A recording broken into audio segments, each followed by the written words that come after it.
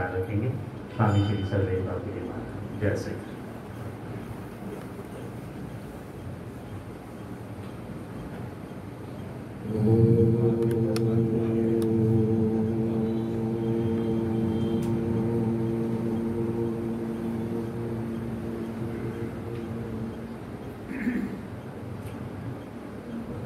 वंशी विभूषित करान् नवनीरदाभात् पीताम्बरादरुणबिम्बफलादरुष्टात् पूर्णेन्दुसुन्दरमुखादरविन्दनेत्रात् कृष्णात् परं किमपि तत्त्वम्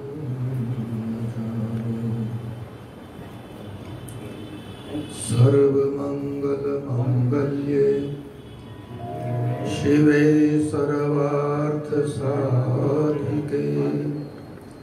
शरण्ये त्र्यंबके गौरी नारायणी नमोस्तुते नारायणी नमोस्तुते नारायणी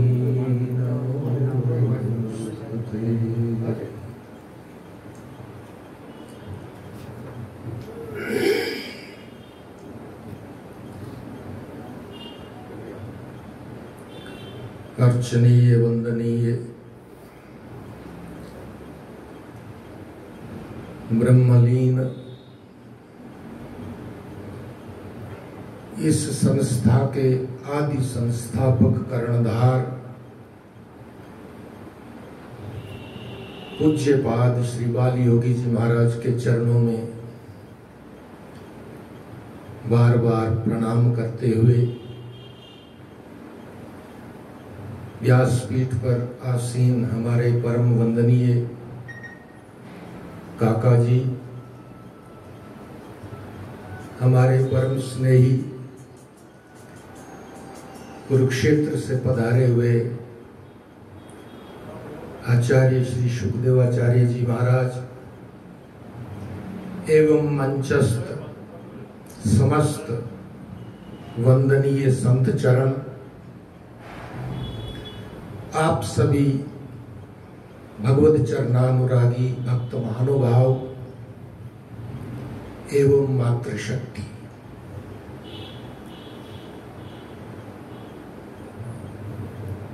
परमात्मा की मां भगवती की ऐसी अद्भुत कृपा रही है कि इस पावन भूमि के ऊपर एक ऐसे महापुरुष ने तप किया, साधना की, और उस साधना का ही ये परिणाम है कि हम सब समय समय पर आकर के यहाँ प्रेरणा लेते हैं। अभी अभी महाराज श्री के विषय में चर्चा हमारे आचार्य जी कर रहे थे। शक्ति सम्मेलन के ये 3 दिन निर्णित प्रत्येक वर्ष ये कार्यक्रम होता है। वो महाशक्ति परम्बा भगवती जो है कण कण में समाई हुई है, उसी शक्ति ने महाराज जी के रूप में आकर के इस पावन बगीचे को लगाया है। उसी शक्ति की कृपा से महाराज श्री ने तप के द्वारा आज तक इस बगीचे को वो सिंचन करते रहे और आगे भी ये सिंचित होता रहे, ऐसी प्रेरणा दे करके वो आज भी अदृश्य रूप में हम सब के मध्य ही है। उस परम्बा भगवती जो अचिंत्य स्वरूपा है, वो कण कण में विराजमान है। इतना ही नहीं, इस सृष्टि की उत्पत्ति का मूल कारण भी वही है, इस सृष्टि के पालन का कारण भी वही है। और इस सृष्टि के लय का कारण भी वो भगवती स्वयं है। वो त्रिगुणमयी शक्ति जो है, ब्रह्मा जी उसी शक्ति के आधार पे, उसी के रजोगुणी प्रभाव से इस सृष्टि की रचना करते हैं। उसी महाशक्ति के सतोगुण से विष्णु इस सृष्टि का पालन करते हैं, और उसी शक्ति का जो फिर तमोगुण स्वरूप है,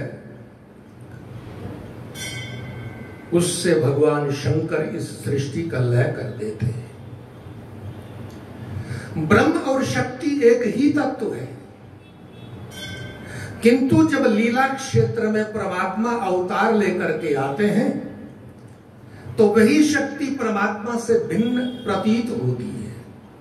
तत्व एक है, शक्ति तो एक ही है, ब्रह्म और शक्ति में कोई भेद नहीं है।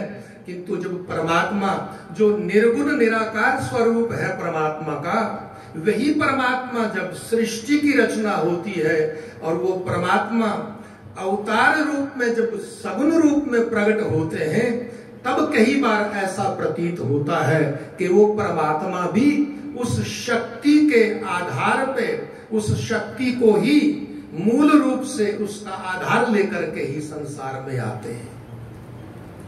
और शास्त्रों में इसकी बड़ी विस्तृत चर्चाएं हैं। भगवान श्री कृष्ण जब अवतार लेकर के आते हैं,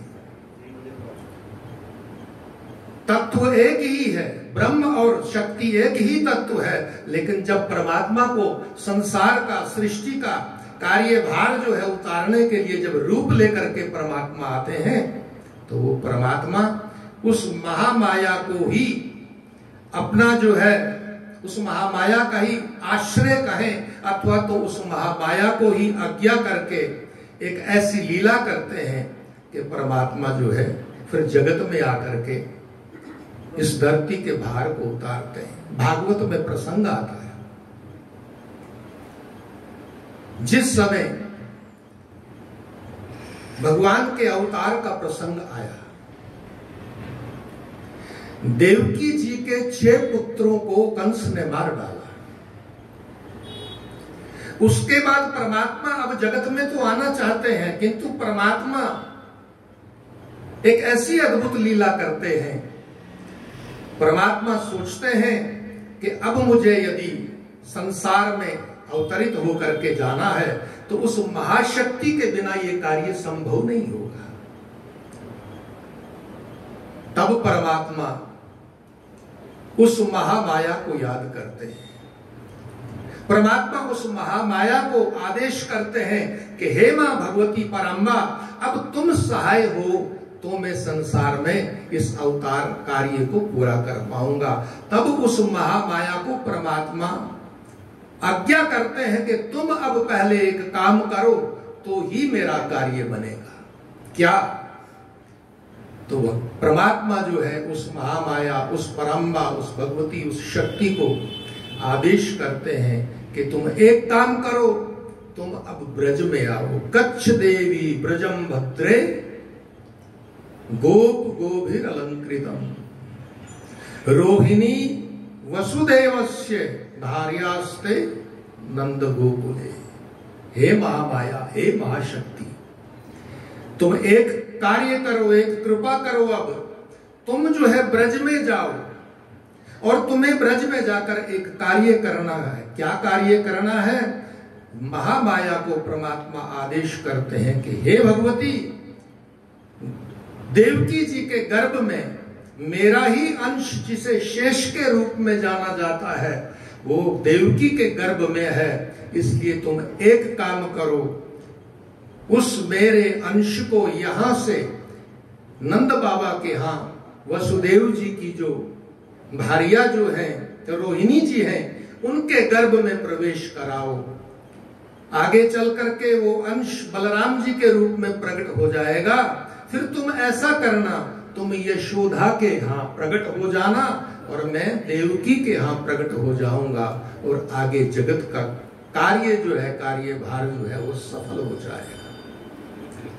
अर्थात सर्वत्र उस शक्ति की ही महिमा है। परमात्मा को भी जितनी लीलाएं करनी होती है, इसीलिए अज्ञानतावश कई बार शास्त्रों की बातें हमें फीकी लगने लगती है, क्योंकि उस महामाया की अनंत महिमा है। उस महिमा को समझना साधारण जीव के बस की बात नहीं है, लेकिन सर्वत्र वही शक्ति कार्य कर रही है। मूल में शक्ति है, प्रत्येक क्रिया के मूल में शक्ति ही है। हम बोल रहे हैं, इसके मूल में शक्ति है। आप श्रवण कर रहे हैं, इसके मूल में शक्ति है। इस माइक के द्वारा हम जो भी बोल रहे हैं, आप सुन रहे हैं, इसके पीछे एक तत्व दूसरा है जो मूल कारण है।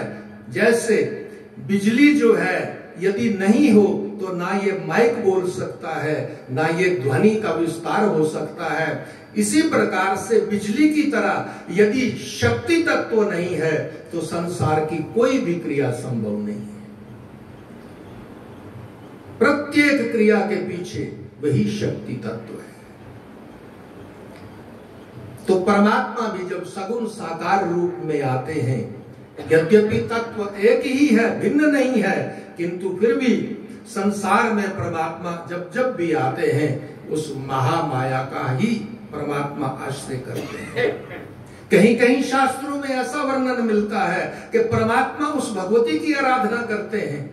कहीं कहीं ऐसा वर्णन मिलता है कि परमात्मा उस महाशक्ति को, उस महामाया को आदेश करते हैं। तो ऐसी अद्भुत वो भगवती पराम्बा की जो शक्ति है, वो सर्वत्र विद्यमान है। उसी शक्ति को जगाने की आवश्यकता है। सत्संग का मकसद क्या है? सत्संग किस लिए किया जाता है? वो शक्ति तत्व सबके भीतर है, किंतु उस शक्ति तत्व को हम ठीक से जागृत नहीं कर पा रहे हैं। वो सुषुप्त रूप में वो तत्व हमारे भीतर है। सत्संग के माध्यम से उस शक्ति का जागरण होता है, वो तत्व जागृत हो जाता है, चेतना आ जाती है। जैसे अचेत पड़ी हुई वस्तु चेतन हो जाती है, सत्संग के द्वारा वो शक्ति, उस शक्ति का हमको अनुभव होने लगता है। महापुरुष सत्संग के द्वारा हमारी उस शक्ति को ही जागृत करना चाहते हैं। हम उस परमात्मा के ही अंश हैं, उससे विलग नहीं है। इसलिए सर्वत्र शास्त्रों में कहा है, गीता में भगवान स्वयं कहते हैं, ममे वांशो जीवलोके जीव भूता सनातन। ये जीव मेरा ही अंश है, सनातन है, आनंदमय है, सुखमय है, फिर भी सुखी दुखी दिखाई दे रहा है। कारण क्या है? स्वरूप का भान भूल चुका है, अपने स्वरूप का भान नहीं है इसे। जिस दिन अपने स्वरूप का भान हो जाएगा, उस दिन तो फिर वो स्वयं वही तत्व है, वो ब्रह्म से भिन्न ही नहीं है। ममेवांशो जीवलोके, अंश शब्द का अर्थ यहां पर बड़ा तात्विक है। वैसे तो व्यवहारिक जगत में अंश का अर्थ होता है कि किसी वस्तु का एक अंश, एक भाग। लेकिन भगवान यहां पर जो कह रहे हैं, यहां भाग नहीं, अंश का यहां पर अर्थ है कि संपूर्ण वही स्वरूप, परमात्मा का जो निज स्वरूप है, बिल्कुल वही स्वरूप है। अंश का मतलब कोई भाग नहीं है, यानी हम उस परमात्मा के ही स्वरूप हैं। उस शक्ति तत्व हमारे भीतर ही है, किंतु अज्ञानता के कारण हम संसार में आकर के अपने आप को संसार का समझ बैठे, संसार के संबंधों को अपना समझ बैठे। इसी कारण संसार में आकर के हम सुखी और दुखी हो रहे हैं।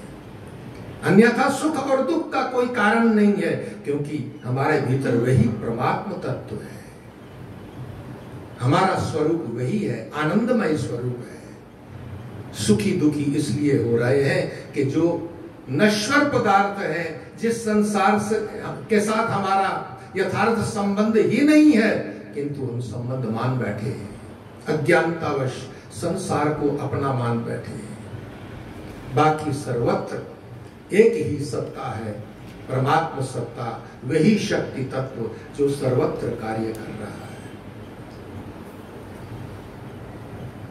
वो शक्ति श्रद्धा के रूप में, वो शक्ति बुद्धि के रूप में, वो शक्ति सब स्वरूप उसी के हैं। इसीलिए उसकी आराधना करते हुए, उसका गुणगान करते हुए कहा गया है, या देवी सर्वभूतेषु बुद्धि रूपेण संस्थिता नमस्तस्यै नमस्तस्यै नमस्तस्यै नमो नमः। या देवी सर्वभूतेषु श्रद्धा रूपेण संस्थिता नमस्तस्यै नमस्तस्यै नमस्तस्यै नमो नमः।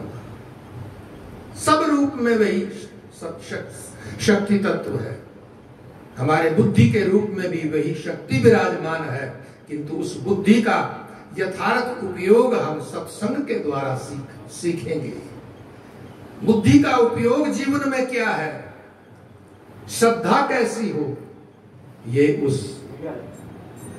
सत्संग से हमें प्राप्त होता है। और महापुरुषों ने इसीलिए ये बगीचे लगाए हैं। महाराज जी ने कितना संघर्षपूर्ण तप यहां किया होगा इस भूमि के ऊपर, तब जाकर के आज ये इतना सुंदर वातावरण, ब्रह्म मुहूर्त से लेकर के और शयन पर्यंत सब लोग बस एक ही चिंतन में, सत्संग में, सेवा में। लेकिन इसके पीछे जो कर्णधार जिन्होंने स्थापना की, इस पूरे वातावरण को जिन्होंने तैयार किया, उनका कैसा अद्भुत तप रहा होगा। महाराज जी के विषय में तो हम कुछ बोलने योग्य ही नहीं है। उनका जीवन, उनकी तपश्चर्या, उन्होंने किस निस्वार्थ भाव से, निष्काम भाव से जगत कल्याण के लिए ये सुंदर बगीचा लगाया है, जिसकी सुवास सर्वत्र फैल रही है आज। तो महाराज श्री आज भी हमारे बीच में है। वो स्वयं शक्ति स्वरूप है, वो वही स्वयं परम ब्रह्म तत्व है। वो भले ही आज हमें शरीर के रूप में दृश्य गोचर हम ना कर पा रहे हों, किंतु उनकी चेतना, चैतन्य स्वरूप है वो आज भी यहाँ पर हमको धक्का दे रहे हैं। बढ़ते चलो, चरे वेति चरे वेति चरे वेति। तो ऐसे महाराज जी के लगाए हुए सुंदर बगीचे में हम लोग सत्संग के लिए उपस्थित हैं। शक्ति सम्मेलन के रूप में ये 3 दिन का कार्यक्रम, उसके बाद अष्टमी का कार्यक्रम, उसके बाद नवमी का जो ध्वजारोहण का सुंदर यहाभिषेक का कार्यक्रम, उसमें हम सब भाग लेकर के अपने आप को कृतकृत्य धन्य बना पाएंगे। इतना कहकर शब्दों को विराम की ओर ले जा रहा हूं। सबको संयम का भी साथ साथ पालन करना है। ये भी कोई लीला है। अभी कोविड-19 का जो विश्वव्यापी जो ये त्रासदी आज 1 वर्ष से चल रही है, इसमें भी महापुरुषों की ही मानव प्रेरणा काम कर रही है। महाराज जी का एक सुंदर अद्भुत सूत्र आप सब जानते हैं, सावधानी ही साधना है। जब जीव सावधान नहीं रहेगा तो दुर्घटनाएं घटनी संभव है। इसलिए हमारी सावधानी के लिए ही ये सब हो रहा होगा। इसमें भी कुछ महामाया, उस शक्ति का ही कोई ना कोई, इसके पीछे भी कुछ ना कुछ मंगल होगा। किंतु सावधानी बहुत आवश्यक है। सब अपने अपने नियमों का पालन करें, मास्क आदि पहन करके ही सब आए, डिस्टेंस बनाए रखें, उठने बैठने चलने फिरने में एक दूसरे से जितनी हम दूरी बना करके और संयमित ढंग से इस कार्यक्रम को आगे बढ़ाएं। इसी में हम सबकी भलाई भी है और इसी में शोभा भी है। तो अधिक कुछ नहीं कहता हुआ, आप सभी वंदनीय हैं। महाराज जी की कृपा से आपको इतना सुंदर वातावरण आरंभ से मिलता आया है, मिल रहा है, मिलता रहेगा और आप अपने जीवन में आगे बढ़ते रहेंगे। इन्हीं शब्दों के साथ मैं शब्दों को विराम दे रहा हूँ। 2 मिनट के लिए हरि नाम का आश्रय करें और फिर मैं विराम दूं। गोविंद हरे गोपाल हरे, जय जय प्रभु दीन दयाल हरे। गोविंद हरे गोपाल हरे, जय जय प्रभु दीन दयाल हरे। गोविंद हरे गोपाल हरे, जय जय प्रभु दीन दयाल हरे। गोविंद हरे गोपाल हरे, जय जय प्रभु दीन दयाल हरे। जय जय प्रभु दीन दयाल हरे। जय जय प्रभु दीन दयाल हरे। जय जय प्रभु दीन दयाल हरे। जय जय प्रभु दीन दयाल हरे। जय जय प्रभु दीन दयाल हरे। जय जय प्रभु दीन दयाल हरे। जय जय प्रभु दीन दयाल हरे। जय जय प्रभु दीन दयाल हरे। गोविंद हरे गोपाल हरे, जय जय प्रभु दीन दयाल हरे। गोविंद हरे गोपाल हरे, जय जय प्रभु दीन दयाल हरे। जय जय प्रभु दीन दयाल हरे। जय जय प्रभु दीन दयाल हरे। जय जय प्रभु दीन दयाल हरे। जय जय प्रभु दीन दयाल हरे।